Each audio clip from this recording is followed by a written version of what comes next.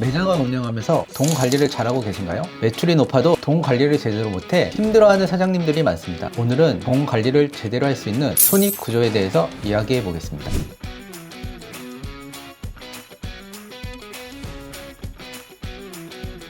안녕하세요. 장사독립연대 이하연입니다.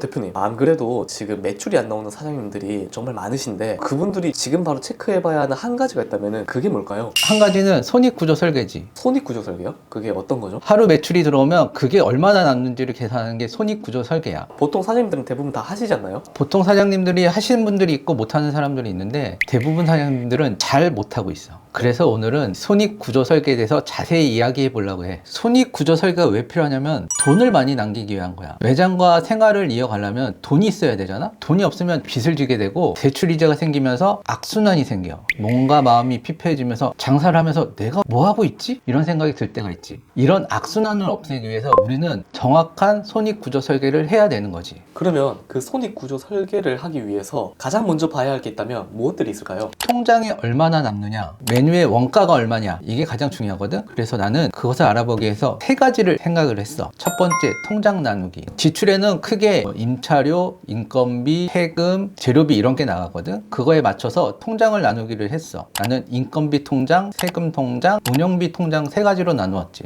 매출은 매일매일 통장에 입금되는데 이 매출을 용도에 맞게 나누어 입금하는 거야. 먼저 내 인건비와 같이 일하는 가족, 직원의 인건비를 따로 계산했어. 나 같은 경우는 20% 정도를 입금했는데 매출이 적을 때가 있을 거 아니야? 그래서 그때는 조금 적게 넣고 많이 들어올 때는 그 비율을 맞추게 됐지. 그리고 세금 통장이 있는데 우리는 세금을 낼 때 부가가치세, 종합소득세를 내. 그거에 맞는 세금을 세금 통장에 미리 넣어놔야지 나중에 세금 낼 때 편하게 낼 수 있지. 마지막으로 운영비 통장은 매출 통장에서 인건비 비용과 세금 비용을 뺀 나머지 비용을 가게의 운영비로 사용하려 하는 거지. 이거 말고도 여러 가지 나가는 돈들이 더 많긴 한데 그것까지는 생각하지 말고 먼저 세 가지 통장으로 나눠서 매출을 운영하다 보면 돈의 흐름이 보이기 시작해서 돈 관리가 더 쉬워질 거야. 대표님도 이 통장 나누기를 장사가 끝나고 나서 매일매일 하셨다는 거죠? 장사 끝나고 매일매일 재입금하면서 하루를 돌아보게 됐지. 이 영상을 보는 사장님들도 제가 했던 방식을 한 번쯤은 해봤으면 좋겠습니다. 두 번째는 신용카드 줄이기인데 사실 매장을 운영하면서 신용카드 줄이기는 정말 힘들어. 그래도 최대한 신용카드 사용을 자제하고 운영비 통장을 이용해 지출되도록 노력을 해야 돼. 사장님들이 주방 기구를 사거나 식자재를 살 때 신용카드를 이용하시는 분들이 많거든. 특히 큰 비용이 드는 물건을 살 때는 환불을 할 때도 많아. 환불을 하면은 매달 지출이 늘어나기 때문에 운영비 관리를 하는데 너무 힘들 수도 있어. 그래도 장사를 운영하다 보면 결국에 카드를 사용할 수밖에 없는 순간이 생기는데 그럴 때는 뭐 어떻게 계산을 하라는 거예요? 신용카드를 없애기는 정말 힘든데 최대한 줄이되 운영비 통장이랑 연계된 체크카드를 이용해서 물건을 샀으면 좋겠어. 할부로 들어간 비용들이 다달이 나오기 때문에 체크카드로 바로바로 결제하는 게 가장 좋은 방법이지. 제가 신용카드를 이용하면서 할부도 해보고 이월된 결제금도 지급해보면서 2-3개월은 정말 힘들었는데 체크카드를 사용하다 보니까 4개월 뒤부터는 할부 결제나 2월 결제가 없어지면서 돈의 흐름이 안정됐습니다. 여러분들도 체크카드나 현금을 이용해서 결제해서 돈의 흐름을 안정적으로 만들었으면 좋겠습니다. 이제는 또 뭘 확인해야 될까요? 마지막으로 세 번째는 원가율 계산하는 거야. 원가율이 정말 중요한데 제대로 계산하시는 사장님들이 많지 않아. 대표님, 제가 잘 몰라서 그러는데 원가율 계산은 보통 어떻게 산정을 하나요? 보통 사장님들은 임차료 5%, 식자재 원가 35%, 인건비 20% 이렇게 통으로 계산하는데 이렇게 계산하면 원가 계산을 제대로 한 건 아니야. 메뉴에 들어가는 모든 가격을 넣어야 되는 거야. 재료비, 광열비, 손님에게 들어가는 반찬, 포장 용기들, 배달 수수료, 카드 수수료까지 다 넣어야지 진정한 원가 계산이지.